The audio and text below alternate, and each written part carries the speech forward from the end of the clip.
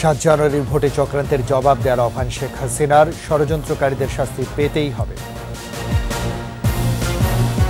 দেশজুড়ে জমজমাট নির্বাচনী প্রচার, নানান প্রতিশ্রুতিতে ভোটার আকর্ষণের চেষ্টা। সিলেটে হেভিওয়েটদের লড়াই, নৌকার সঙ্গে জাপা তৃণমূল ও স্বতন্ত্রের প্রতিদ্বন্দ্বিতা।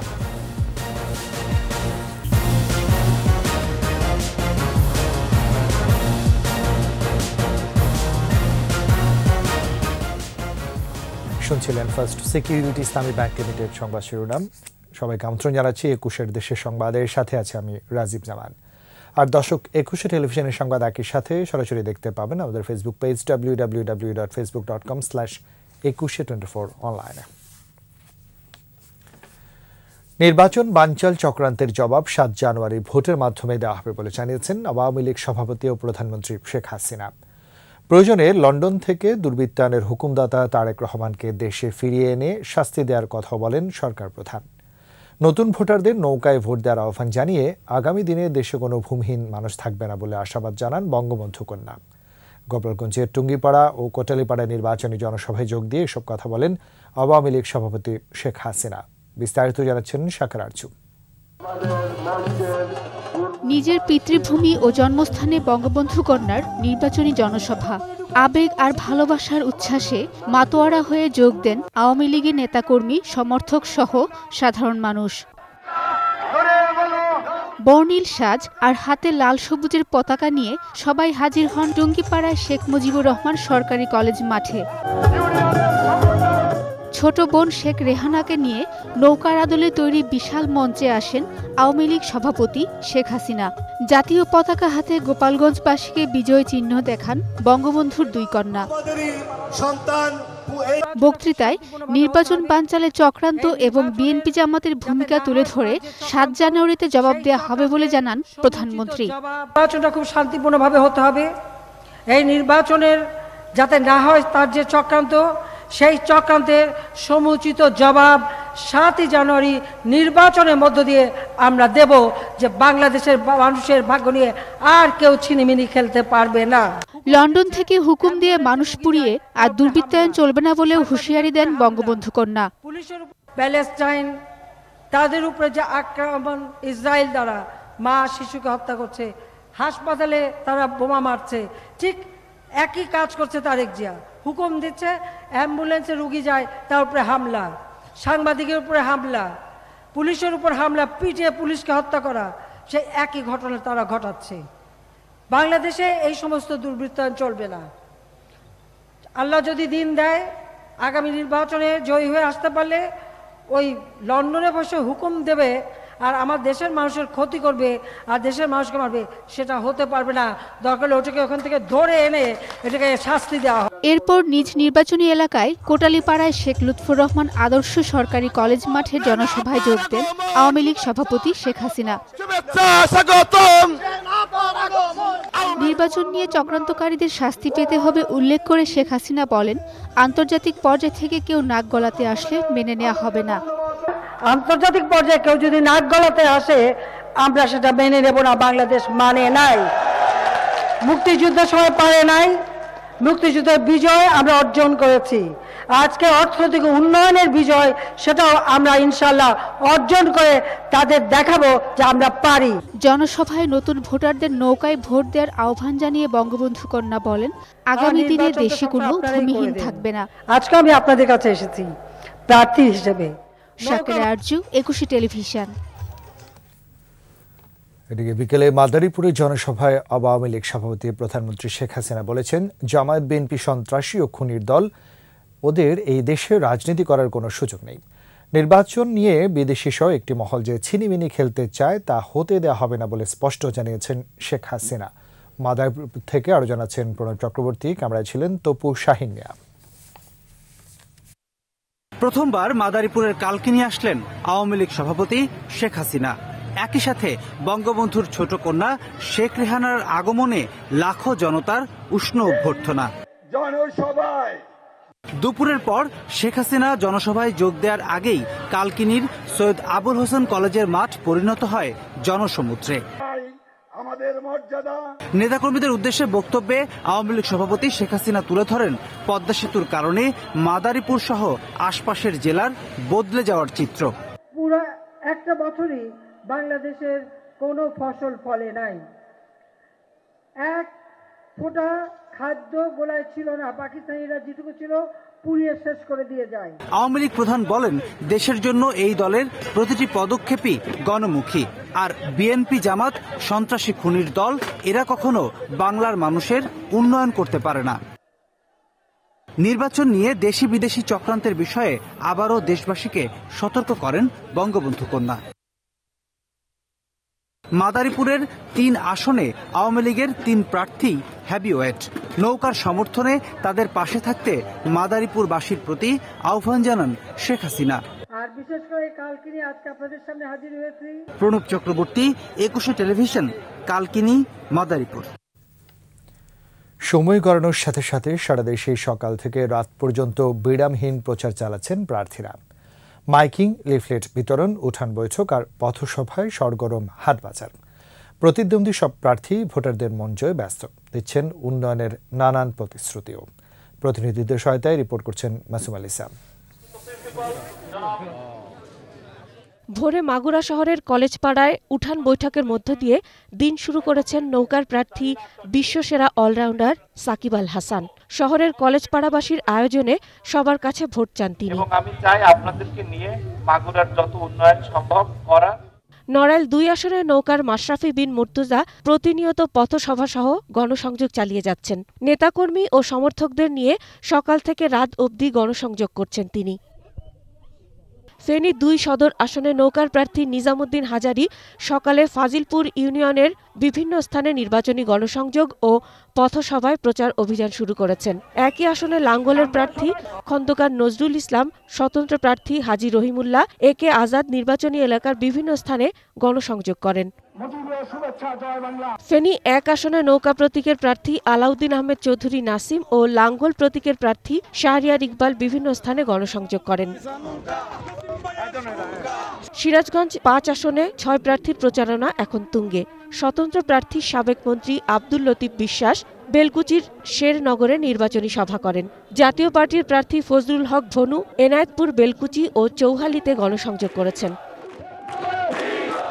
খাগড়াছড়িতেও জমে উঠেছে প্রার্থীদের প্রচারণা। জাতীয় পার্টির মিথিলা রোয়াজা লিফলেট নিয়ে ভোটারদের কাছে ভোট চাইছেন। যশোর 1 আসনের আওয়ামী লীগের প্রার্থী শেখ আফিল উদ্দিন শার্শা উপজেলার 11 ইউনিয়নে সকাল সন্ধ্যা গণসংযোগ, পথসভা ও উঠান বৈঠকে ব্যস্ত। নেত্রকোনা 5 আসনের স্বতন্ত্র প্রার্থী মাহফুজ ইসলাম সোহেল ট্রাক প্রতীক নিয়ে পথসভা ও সাধারণ ভোটারদের কাছে ভোট প্রার্থনা করেন। রাজবাড়ী 1 আসনে নৌকার প্রার্থী কাজী কেরামত আলী গণসংযোগ ও পথসভা করেছেন। তৃণমূল বিএনপির DM মুজিবুর রহমান সোনালী আশ প্রতীক নিয়ে নানা প্রতিশ্রুতিতে ভোট চাচ্ছেন। ঠাকুরগাঁও 1 আসনে নৌকার প্রার্থী রমেশ চন্দ্র সেন সদর উপজেলার বালিয়া ইউনিয়ন আওয়ামী লীগ আয়োজিত নির্বাচনী জনসভায় যোগ দেন।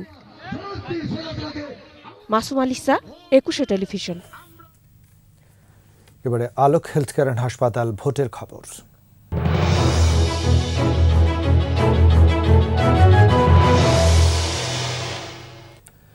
হেভিওয়েট প্রার্থীদের লড়াই জমজমার সিলেটের ভোটের রাজনীতি। সিলেট 1 আসনে পররাষ্ট্রমন্ত্রী একে আব্দুল মোমেনের সামনে শক্ত কোনো প্রতিদ্বন্দ্বী নেই। 4এও প্রবাসী কল্যাণমন্ত্রী ইমরান আহমেদ অনেকটাই নির্ভর। তবে সিলেট 6-এ সাবেক শিক্ষামন্ত্রী নুরুল ইসলাম নাহিদের সাথে লড়াই হবে তৃণমূল বিএনপির চেয়ারম্যান শমশের মোবিন চৌধুরীর। ভোটের মাঠে আছে জাতীয় পার্টি, গণফোরাম, ইসলামী ঐক্য জোটের প্রার্থীও। তবে আরও উন্নয়নের আশায় ভোটের অপেক্ষায় ভোটাররা। সিলেট বিভাগীয় প্রতিনিধি ওয়েস খসরু রিপোর্ট জানাচ্ছেন মানিক শিকদার।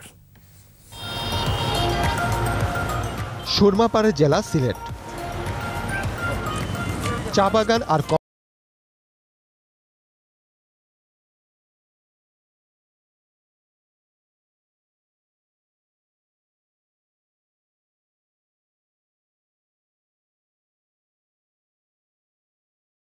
সুবিধা, তাই তো ভোটারদের বিবেচনায় উন্নয়ন। এই সরকার ক্ষমতা আসার পরে যে উন্নয়ন হয়েছে অত্যন্ত আনন্দিত।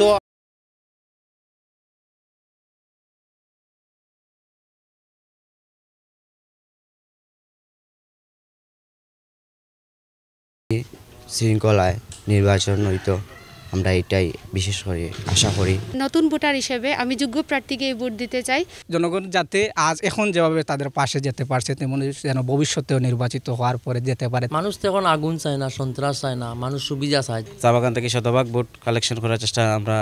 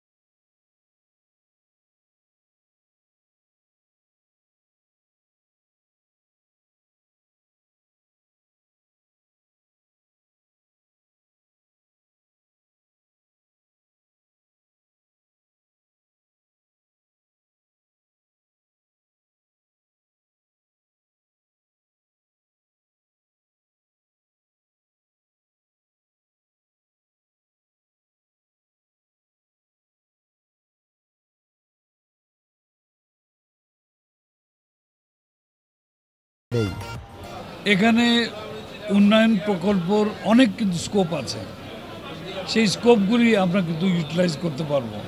আশা করি ডেভেলপমেন্ট অনেক হবে।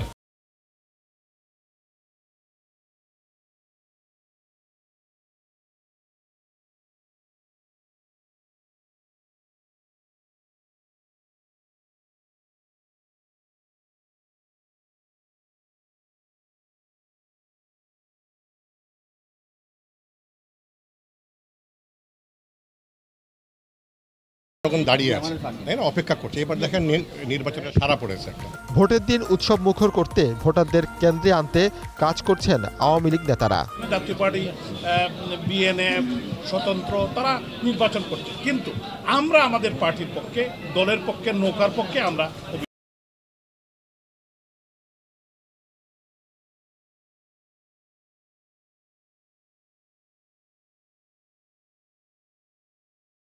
যখন ফিরছে তখন অন্যান্য খবরের সঙ্গে আরো থাকবে। খেজুরের গুড় তৈরিতে ব্যস্ত সিরাজগঞ্জের চলন বিলে, গুণগত মানে চাহিদা দেশ জুড়ে।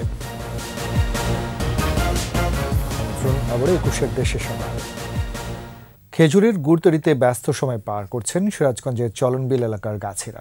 সূর্যোদয়ের সাথে সাথে গাছ থেকে রস নামিয়ে চুলায় জাল করে তারা তৈরি করছেন সুস্বাদু এই গুড়। গাছিরা বলছেন, গুণগত মান ও স্বাদে অনন্য হওয়ায় এই অঞ্চলের খেজুরের গুড়ের চাহিদা আছে দেশ জুড়ে। সিরাজগঞ্জ প্রতিনিধি স্বপন মির্জা রিপোর্ট জানাচ্ছেন মাসুম আল ইসলাম।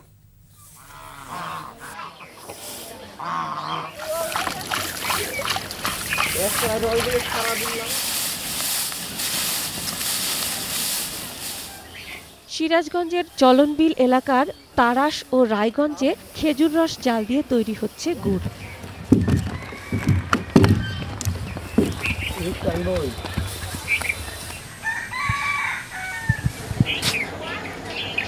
রাস্তা ও পুকুর পাড়ের সারি সারি খেজুর গাছ থেকে সংগ্রহ করা হয় রস। এসব গাছ লিজ নিয়ে রাজশাহী ও চাঁপাইনবাবগঞ্জের গাছিরা উৎপাদন করছেন সুস্বাদু ও হরেক রকমের গুড়। ৫ থেকে ৬ সদস্যের গাছি দল দিনে প্রায় ২ থেকে ২.৫ মণ গুড় উৎপাদন করে। তারা জানান, মানে ভালো হওয়ায় স্থানীয়দের পাশাপাশি বিভিন্ন এলাকার পাইকাররা এখান থেকে গুড় কিনে নেন। ফজর আজানের পর থেকে আমরা রস সংগ্রহ করি। কোনো গাছে ৫ কেজি, কোনো গাছে ৪ কেজি, ৫ কেজি বন্ধু রসা। গাছ কাটতেছি, বাগান যে আসে তারে গুড় দিব বা নিজে বেগুন যা করি করব। পাইকাররা এসে ১৫০ থেকে ২০০ টাকা কেজি দামে আমাদের এখান থেকে গুড় নিয়ে যায়। খেজুরের গুড় দিয়ে তৈরি পিঠা পায়েস সুস্বাদু হওয়ায় চলমান নবান্ন উৎসবে বেড়েছে গুড়ের চাহিদা। গুড়ের উৎপাদন বাড়াতে সব রাস্তার ধারে খেজুর গাছ লাগানোর দাবি জানিয়েছেন স্থানীয়রা। গ্রামে এলাকার লোক, আশেপাশের লোকও আমাদের এই গুড়টা নেয়। এই গুড়গুলো অনেক সুস্বাদু।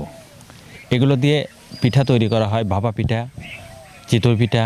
সরকারে ভাবে দুজুল খেজুরের চারা লাগায়া, খেজুর গাছ লাগায়, তাহলে গুড়ের উৎপাদন আরও বেশি হবে। এদিকে গুড়ের উৎপাদন বৃদ্ধির স্বার্থে অধিক হারে খেজুর গাছ রোপণে স্থানীয়দের উদ্বুদ্ধ করছে কৃষি বিভাগ।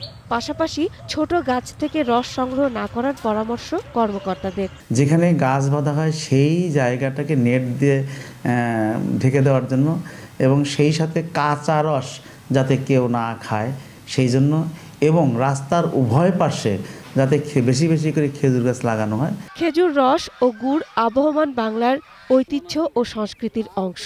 এর রয়েছে অর্থনৈতিক গুরুত্ব। মাসুম আলিসা, একুশে টেলিভিশন। আবারও ভোটের প্রচারণার খবর গাইবান্ধা থেকে। সেখানকার নির্বাচনের প্রচারের খবর জানাচ্ছেন প্রতিনিধি আফরোজা লুনা। সকাল থেকে রাত পর্যন্ত বিভিন্ন মনকারা স্লোগান এবং গান রচনা করে কিন্তু চলছে মাইকিং। এছাড়া প্রার্থী এবং তাদের সমর্থক ও কর্মীরা পাড়া মহল্লার বিভিন্ন বাড়িতে বাড়িতে গিয়ে বিতরণ করছেন লিফলেট। এছাড়াও পাড়া এবং মহল্লার বিভিন্ন জায়গায় চলছে ভোটের নির্বাচনী সভা এবং সমাবেশ। নির্বাচনী এলাকায় প্রার্থীরা গড়ে তুলেছেন তাদের অফিস। এছাড়াও নির্বাচনকে কেন্দ্র করে কিন্তু জমজমাট হয়ে উঠেছে ছাপাখানাগুলো। চাঁপাইনবাবগঞ্জের শিবগঞ্জের লাফাঙ্গা সুন্দরপুর এলাকায় পরিত্যক্ত অবস্থায় 41টি ককটেল উদ্ধার করেছে র্যাব। দুপুরে সংবাদ সম্মেলনে জানানো হয়, সংসদ নির্বাচনে নাশকতামূলক কর্মকাণ্ডের প্রচেষ্টায় ককটেল বোমাগুলো মজুত করা হয়েছিল, কিন্তু র্যাবের গোয়েন্দারা তাদের সে প্রচেষ্টা ব্যর্থ করে শুক্রবার রাতে অভিযান চালিয়ে এগুলো উদ্ধার করেছে। তবে এই ঘটনায় এখনও কাউকে গ্রেফতার করা যায়নি।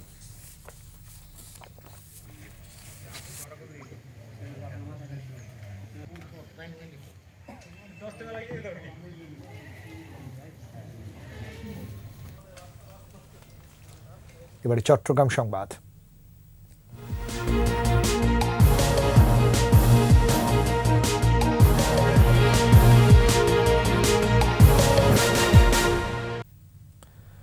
আসছে নির্বাচন বাঙালি জাতিসত্তার জন্য শক্ত চ্যালেঞ্জ বলে মন্তব্য করেছেন চট্টগ্রামের মহানগর আওয়ামী লীগের সাধারণ সম্পাদক আজম নাসিরউদ্দিন। দুপুরে চট্টগ্রাম 10 আসনে নৌকা প্রার্থী মহিউদ্দিন বাচ্চুর সঙ্গে মহানগর আওয়ামী লীগ নেতাদের মতবিনিময় সভায় মন্তব্য করেন আজম নাসির। মহানগর আওয়ামী লীগের সভাপতি মাহতাব উদ্দিনের সভাপতিত্বে সভায় অন্যান্যদের মধ্যে সহসভাপতি অ্যাডভোকেট ইব্রাহিম হোসেন বাবুল, নঈমুদ্দিন চৌধুরী ও খোরশেদ আলম সুজন উপস্থিত ছিলেন।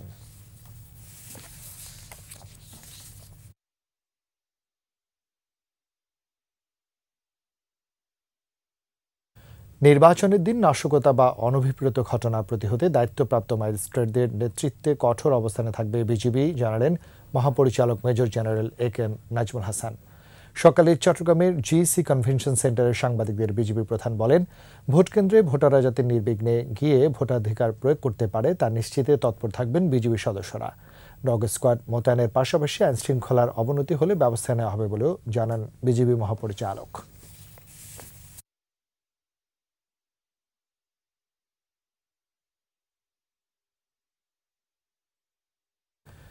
শেষ করছি 21-এর দেশের সংবাদ। যাবার আগে ফার্স্ট সিকিউরিটি ইসলামী ব্যাংক PLC সংবাদ শিরোনামগুলো জানাচ্ছি আরও একবার। 7 জানুয়ারি ভোটে চক্রান্তের জবাব দেওয়ার আহ্বান শেখ হাসিনার, ষড়যন্ত্রকারীদের শাস্তি পেতেই হবে। দেশজুড়ে জমজমাট নির্বাচনী প্রচার, নানা প্রতিশ্রুতিতে ভোটার আকর্ষণের চেষ্টা। সিলেটে হাবিউরদের লড়াই, নৌকার সঙ্গে জাপা তৃণমূল ও স্বতন্ত্রের প্রতিদ্বন্দ্বিতা।